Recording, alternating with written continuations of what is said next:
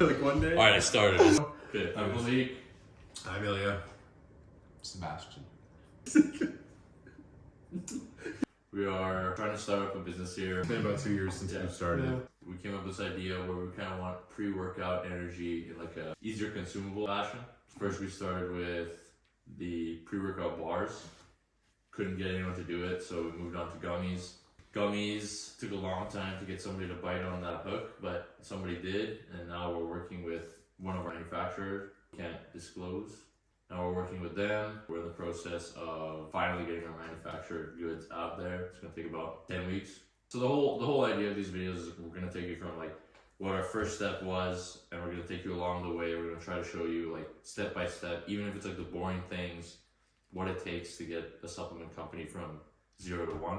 I think the big difference too is we're learning in the process too, so we're starting from ground zero, working our way up, and we're just kind of taking you guys on that journey too. So if you want to kind of explain the basis of the idea, I think we were in the gym one day and we sort of realized that, you know, people were sort of forgetting pre-workouts or spilling stuff, or it was just Try scooping. Sebastian just like would never take our pre-workout. He never liked it. And he was like, man, I wish there was like a better way for me to take pre-workout. And then he had this idea of like nitric chocolate bar. chocolate, yeah. Chocolate?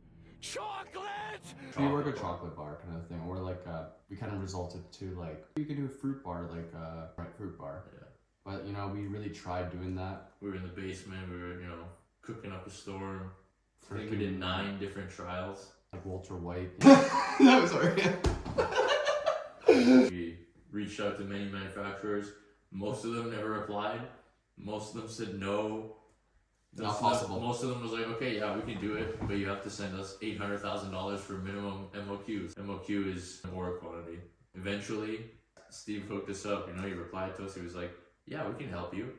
Here's a representative that you'll talk to, and we'll go step by step by step. So for about a month, Things were good. it was good, and then Died. we went a month no contact, and so we thought, okay, well, there goes that manufacturer. Let's start looking again.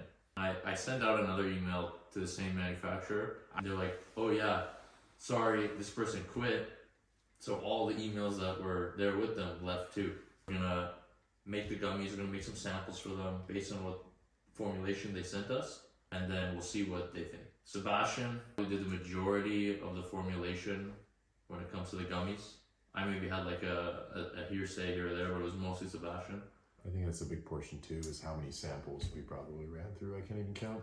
Separate video or You can break everything. breaks everything down. But right now we're just giving like the backstory. What we made different is we wanted to make a convenient way to consume pre-workout without any artificial flavors and sweeteners, and have formulation that is better than any type of pre-workout. We know there's competitors that are in the gummy range, but when we compared our ingredients to them, we're not gonna name them, but our ingredients were head above heels compared to them. You just like this whole The overall regulations to Canada and how difficult they are. They're actually increasing and making it a little bit more difficult over the next year for regulations and vitamins and supplements and stuff like that. But there's kind of a reason that we've seen that competitors don't really dabble too much with Canada, because it's so difficult, and obviously the prescribed amounts of ingredients that you can put in there.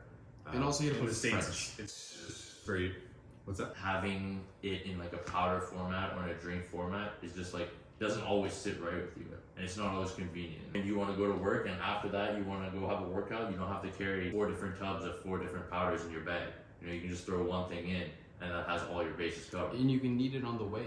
Sebastian and Malik just kind of asked around, and so many people were open to the idea, just because like the amount of times people forget pre-workout, spill some stuff, or just forget their container or whatever it is, or like Sebastian mentioned, like dry scooping, all this stuff. So it definitely piqued our interest. We know the idea is good. We know that people approve of it. It's just, can we execute it? Yeah. And can we market it? And that's, we're gonna bring you along with this journey of like how we market it, the different avenues that we go down, like social media. We're gonna have, obviously, there's a lot of paperwork that people don't see, and you know, we don't want to bore you guys with that, but we'll go step by step, like what paperwork we had to do, what documents we have to send to get a loan. But something like this is costing 50,000 plus. Plus, for plus, sure. yeah. Plus. Yeah. Let's talk about how we got the name Ursa.